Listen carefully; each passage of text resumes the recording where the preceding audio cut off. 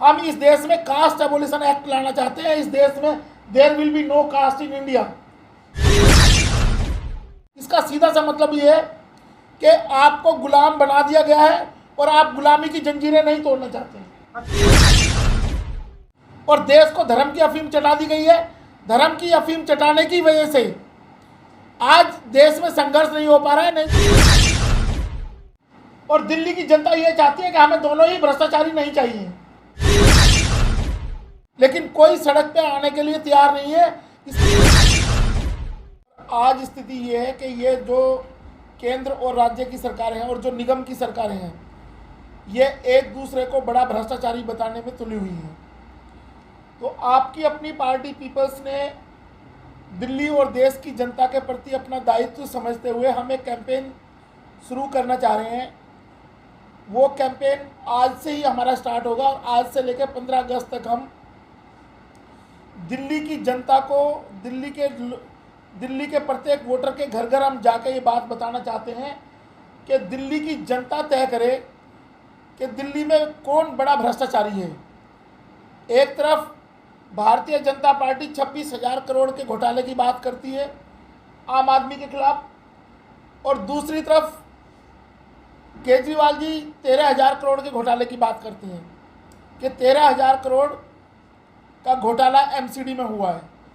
तो अगर 13,000 करोड़ और 26,000 करोड़ दोनों को मिला दिया जाए तो ये 39,000 करोड़ का घोटाला है। 39,000 करोड़ के घोटाले से दिल्ली के प्रत्येक व्यक्ति को इस कोरोना काल में पिछले लगभग 2 साल में 10-10 हज़ार रुपये दिए जा सकते थे। जो लोग बेरोजगार हुए या जो माताएं बहनें जो गृहिणी हैं वो अपने घर का खर्चा चला सकती थी, लेकिन केंद्र की निकम्मी सरकार द्वारा 5 किलो राशन पे उनको सीमित कर दिया गया। तो ये दिल्ली की जनता को अब तय करना है और आपकी अपनी पार्टी एक मुहिम लेके आ रही है कि बड़ा भ्रष्टाचारी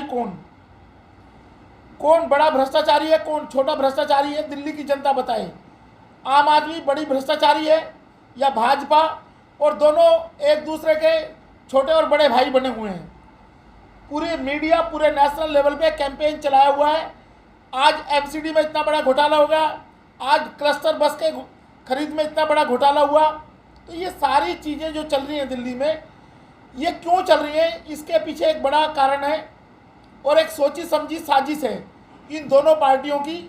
इन दोनों पार्टियों ने पर्दे के पीछे से हाथ मिलाया है दिल्ली की जनता को मूर्ख बनाने का। कोरोना काल में दोनों ही पार्टियां, दोनों ही शासन, चाहे वो दिल्ली की सरकार थी जिसका नेतृत्व सम्मानीय केजरीवाल जी कर रहे हैं, या केंद्र की सरकार जिसका सम्मानित मुख्य प्रधानमंत्री नरेंद्र मोदी जिसका संचालन कर रहे हैं, दिल्ली में कोरोना काल में जो त्रासदी हुई, अगर प्राइवेट हॉस्पिटल में भी एक ही रात में 26 लोगों की मृत्यु ऑक्सीजन ना होने की वजह से होती है, उसके बाद बीएल कपूर हॉस्पिटल में एक ही दिन 13 लोगों की मौत हुई ऑक्सीजन की कमी होने से। तो क्या दिल्ली की जनता की मेमोरी इतनी वीक है और ये केजरीवाल सरकार एफिडेविट भेजती है कि दिल्ली में ऑक्सीजन की कमी से किसी की मौत नहीं हुई है, और केंद्र सरकार संसद में बड़ी बेशर्मी के साथ इतनी बेहूदगी और इतनी अमानवीय घटना हुई कि संसद के अंदर इन लोगों ने कहा कि देश में ऑक्सीजन की कमी से कोई मौत नहीं हुई है। क्या हम सब लोग, पूरे देशवासी और दिल्लीवासी, अपने जो हमारे अपने थे उनके बिछड़ने का गम हम भूल पाएंगे? आज ये दिल्ली का बेशर्म मुख्यमंत्री 2,500 की घोषणा की बात करता है कि 2,500 रुपये हम उस परिवार को सांत्वना राशि देंगे। मैं आपसे पूछना चाहता हूं कि इसके लिए जिम्मेदार कौन था? अगर दिल्ली में भ्रष्टाचार नहीं हुआ तो लगभग 200 की संख्या आप बताते हैं मोहल्ला क्लिनिक की, तो दिल्ली की जनता सवाल करे इस भ्रष्ट मुख्यमंत्री से कि मोहल्ला क्लिनिक ने कोरोना काल में कितने लोगों की मदद की, कहां चला गया मोहल्ला क्लिनिक? या केंद्र सरकार बताए कि जो घोटाला आप, ये जो 39,000 करोड़ का घोटाला बता रहे हैं, तो हम आपकी अपनी पार्टी पीपल्स दिल्ली की जनता से आह्वान करती है कि आप हम लोगों का साथ दो, हम इस गंदगी को साफ करेंगे।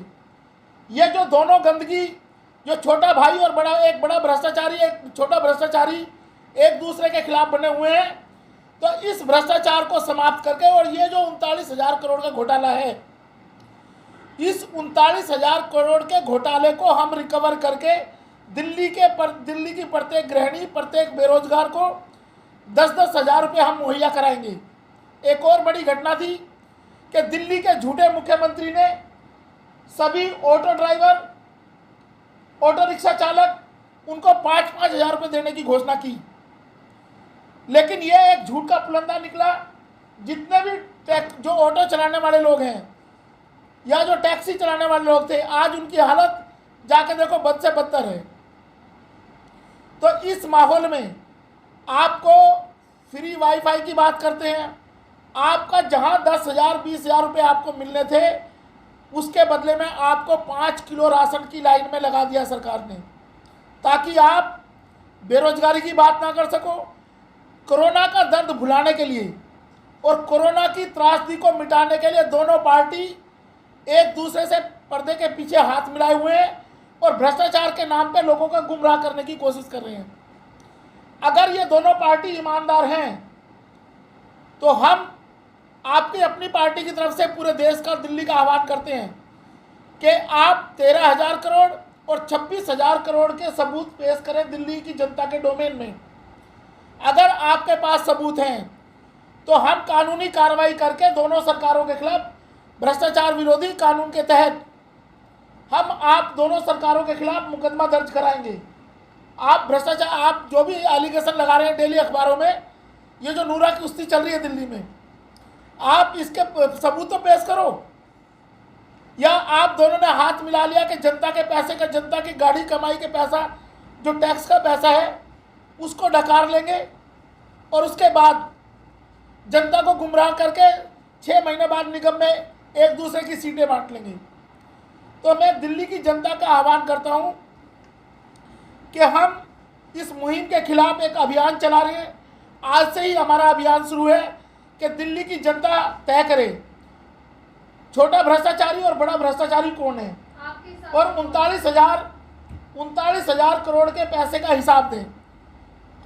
ये हमारा अभियान है और हमने ये वायदा किया है कि अगर दिल्ली में आपकी अपनी पार्टी की सरकार बनती है निगम में, तो हम दिल्ली के प्रत्येक गृहिणी को, प्रत्येक बेरोजगार को 10-10 हज़ार रुपये पर मंथ देंगे, ये रिकवर करके।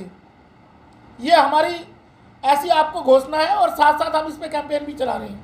प्रत्येक टैक्सी ड्राइवर, ऑटो ड्राइवर, जो जिन लोगों ने डिमांड की थी, जिनके साथ केजरीवाल जी ने बहुत बड़ा छल किया कि एप्लीकेशन इनवाइट कर ली और उसके बाद कार्रवाई नहीं करी, उनको पेमेंट नहीं की गई। तो हम ये और प्रॉमिस करते हैं कि अगर हम निगम में जीतते हैं तो जो धोखा इन्होंने सफाई कर्मचारियों के साथ कर रखा है, आज तक उनको रेगुलराइज नहीं किया, उनको सैलरी के नाम पे धोखा दिया गया, टैक्सी ड्राइवर, ऑटो ड्राइवर को धोखा दिया गया, इन सब की मांगें हम पूरी करेंगे। और आज से ही हम दिल्ली में अपने इस अभियान को शुरुआत करते हैं। धन्यवाद आप लोग। हमारे हिसाब से ये दोनों भाई हैं, ये एक ही माँ की संतान है, दोनों भाजपा और आम आदमी पार्टी, और ये दोनों ही मिलकर जनता को लूट रहे हैं। निगम में आपका क्या एजेंडा रहेगा? हमारा निगम में हमारा जो एजेंडा है वो क्लियर एजेंडा है कि भ्रष्टाचार से, अगर दोनों पार्टियां भ्रष्टाचारी हैं, पहले तो दिल्ली की जनता तय करेगी कि किसका बड़ा भ्रष्टाचार है, किसका छोटा भ्रष्टाचार है। और दिल्ली की जनता ये चाहती है कि हमें दोनों ही भ्रष्टाचारी नहीं चाहिए। तो हमारा एजेंडा है भ्रष्टाचार मुक्त निगम देना, और जो निगम में सफाई कर्मचारी हैं, जो निगम की सर्विसेज हैं, वो हर दिल्ली वासी को मुहैया कराएं। ये हमारा एजेंडा है। जैसे कि आपने पोस्टर पे लिखा सबको अवसर, सबको भागीदारी, तो आप किन किन लोगों को अवसर दे रहे अपनी पार्टी से जुड़ने को, निगम चुनाव लड़ने का? हर भारतवासी को हम अवसर की बात करते हैं। हमने अपने एजेंडे में भी कहा है, जो हमारा विजन डॉक्यूमेंट था उसमें भी हमने बताया है कि हम इस देश में कास्ट एबोलिशन एक्ट लाना चाहते हैं। हम इस देश में कास्ट एबोलिशन एक्ट लाना चाहते हैं। इस देश में there will be no caste in India. तो जब सब भारतीय होंगे तो अवसर सभी भारतीयों को मिलेगा। हम ये नहीं चाहते हैं कि कास्ट के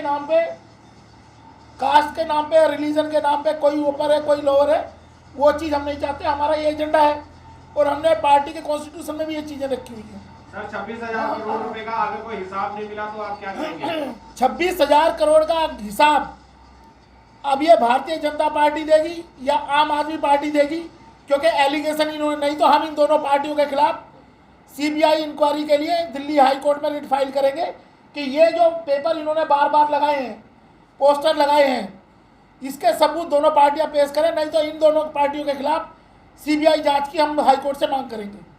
आपने कहा कि आप अभियान छेड़ेंगे, तो आपका अभियान किस तरह से रहेगा, कैसे आप लोगों को बताएंगे?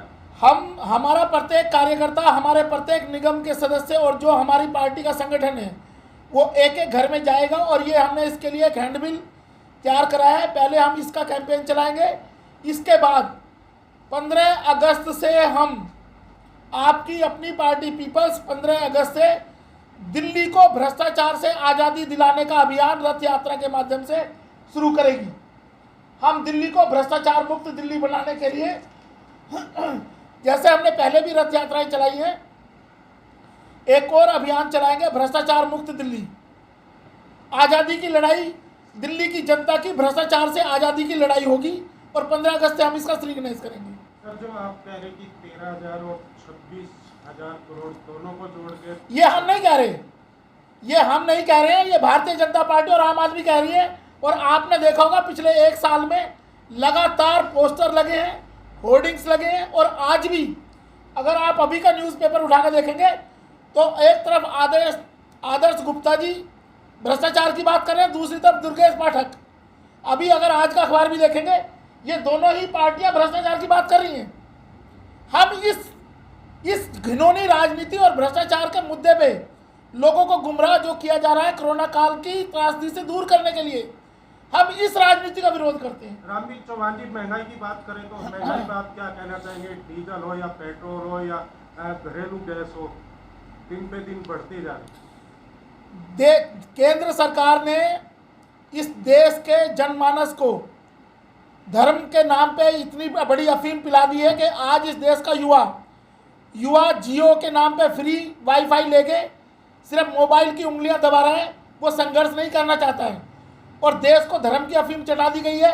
धर्म की अफीम चटाने की वजह से आज देश में संघर्ष नहीं हो पा रहा है। नहीं तो जो कीमतें हैं, आज आपके पास खाने के लिए पैसा नहीं है, लेकिन डीजल पेट्रोल के नाम पे आप बोल नहीं पा रहे हैं। आज गैस के सिलेंडर हर दूसरे तीसरे दिन गैस के पैसे बढ़ते हैं, लेकिन कोई सड़क पे आने के लिए तैयार नहीं है। इसका सीधा सा मतलब ये है कि आपको गुलाम बना दिया गया है और आप गुलामी की जंजीरें नहीं तोड़ना चाहते हैं। अच्छा सर, दिल्ली में बारिश होती है और आपने देखा होगा कि कहीं गाड़ी डूबती है, कहीं रोडें धंसती है, इसमें आप एमसीडी को जिम्मेदार मान रहे हैं या दिल्ली सरकार को या केंद्र सरकार? इसमें दिल्ली राष्ट्रीय राजधानी क्षेत्र है, केंद्र और दिल्ली सरकार दोनों ही जिम्मेदार हैं, क्योंकि ड्रेनेज सिस्टम बेटर करना केंद्र और राज्य सरकार दोनों की जिम्मेदारी थी, जिसमें वो पूरी तरह फेल हुए हैं।